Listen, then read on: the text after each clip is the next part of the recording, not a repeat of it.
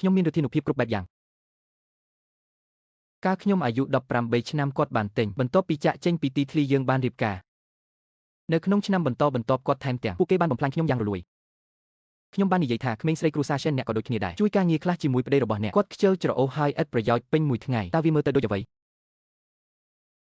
ទីធ្លាត្រូវបានសម្អាតនិងសម្ងួតម្ដងទៀតគាត់បានបោះវាមីងលីមើលថាវាស្ងួតឬអត់ស្អាត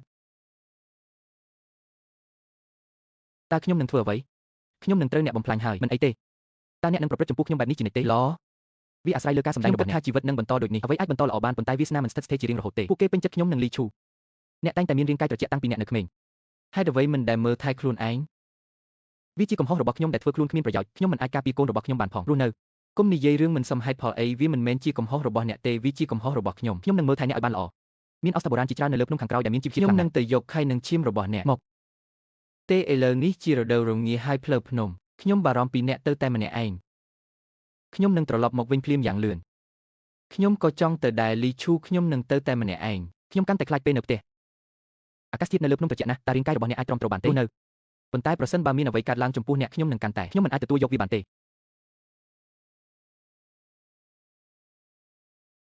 មិនអីទេបើដូច្នោះអ្នកនៅចិត្តខ្ញុំហើយកុំហ៊ានរត់បន្ថយល្បឿនកុំប្រញាប់ប្រញ័រជន់ឆ្លេខ្ញុំកន្លែងដែលខ្ញុំធ្លាប់ទៅបានដឹ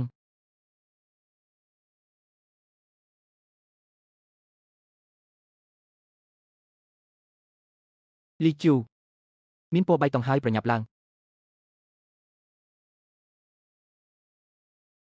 លីជូកុំមកចិត្តទៀតអីលីជូឆ្លើយមកខ្ញុំផងកុំភ័យអីខ្ញុំលីជូ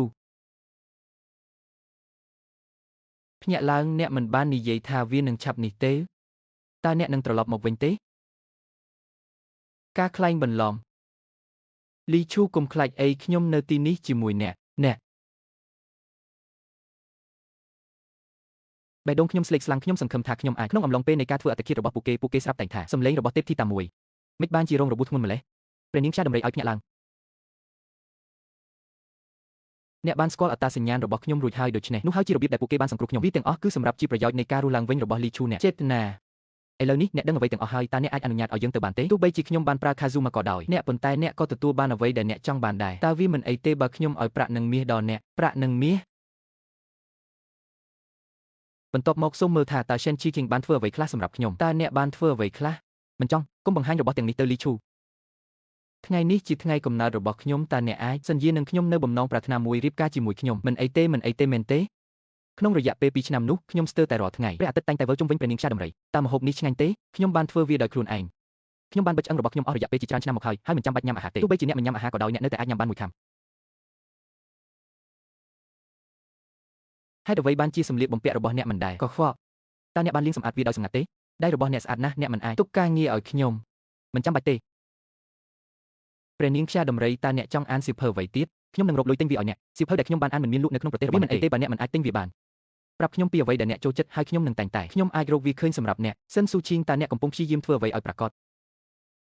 ឆៃខៃតើអ្នកចង់អានសៀវភៅអ្វីទៀតខ្ញុំនឹងរកលុយដើម្បីទិញអ្វីដែលខ្ញុំចង់ឃើញឲ្យអ្នកមិនអាចទិញសៀវភៅនោះបានទេមិនអីទេគ្រាន់តែប្រាប់ខ្ញុំតែងតែអាចរកវិធីដើម្បីទទួលបានអ្វីដែលខ្ញុំចូលចិត្តខ្ញុំបានរកឃើញអ្នក Shen Chicken